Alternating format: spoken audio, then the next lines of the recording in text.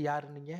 சிங்கள பௌத்த பேரினவாதம் தான் என் எதிரி, காங்கிரஸ் சோனியா தான் எதிரி, திமுக கருணாநிதி தான் எதிரின்ட்டு இன்னைக்கு விஜய் தான் என் எதிரிங்கிறீங்க. அதுதான் எனக்கு அதுக்கு தான் நான் மெயினாக உங்கள்கிட்ட நேர்காணல் எடுக்கணும்னு கூப்பிட்டதே. என்ன ஆட்சி அவருக்குன்றது தான் கேட்குறேன். விஜய் 15 ஆண்டு காலம் தமிழ்நாட்டை ஆண்டாரா? ஈழ படுகொலைக்கு அவர் தான் காரணமாக இருந்தாரா? நீட் அவர் தான் கொண்டு வந்தாரா? சிஏஏ திட்டத்தை அவர் தான் கொண்டு வந்தாரா? 8 வழி சாலையை அவர் தான் கொண்டு வந்தாரா? பரந்தூர் விமான நிலையத்தை அவர் தான் கொண்டு ஏன் மூளை இருக்குதா உங்களுக்கு? எங்கள் பசங்களை எங்கே கொண்டு போய் நிறுத்துறீங்க நீங்கள்? நாங்கள் அப்போ கூட சொன்னோம், விஜயோட இணக்கமாக இருப்பது கூட நல்லது தான். காரணம், நீங்கள் இதை இப்படி இருக்கட்டும், இது நம்ம இது விஷயத்துக்கு வரேன். மாநாடு நடத்துகிறாரு, எல்லாத்துக்கும் வாழ்த்து சொல்கிறீங்க.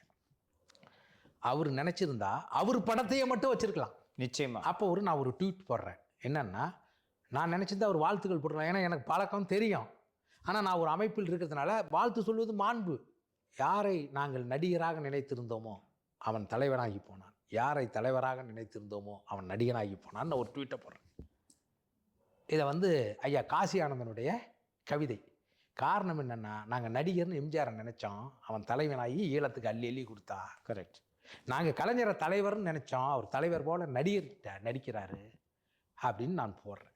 உடனே அதுக்கு நீ எப்படி போடலாம்? நான் அந்த கவிதையை போடுறேன். இவன் நடிகர்னா தலைவனாலும் கொண்டு கொள்கை தலைவரெல்லாம் வைக்கிறாரு பாருங்க, வைக்கிறார். அவர் சொல்கிறார், திராவிடமும் தமிழ் தேசியமும் இந்த மண்ணின் இரு கண்கள்ங்கிறார். தன் கட்சியினுடைய இரு கண்கள் கூட சொல்ல. ஒவ்வொரு வார்த்தைக்கும் நான் அர்த்தம் பார்க்குறேன். அவர் எந்த அர்த்தத்தில் சொல்கிறாரோ நான் அப்படி பார்க்குறேன்.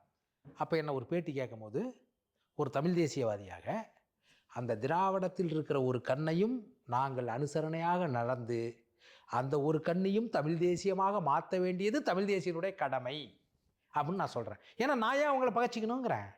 50 விழுக்காடு தமிழ் தேசியம். அப்புறம் இன்னொன்று, திராவிடம் தமிழ் தேசியத்துக்கு எதிர் கிடையாதுங்க. திராவிடத்தில் இருக்கிற வந்த கட்சிகள் எதிராக இருக்கலாம் ஒழிய திராவிடம் தமிழ் தேசியத்துக்கு எதிர் இல்லைன்னு நான் நினைக்கிறேன். ஏன்னா அவங்க நாங்கள் பேசுகிற எல்லா இதுக்கும்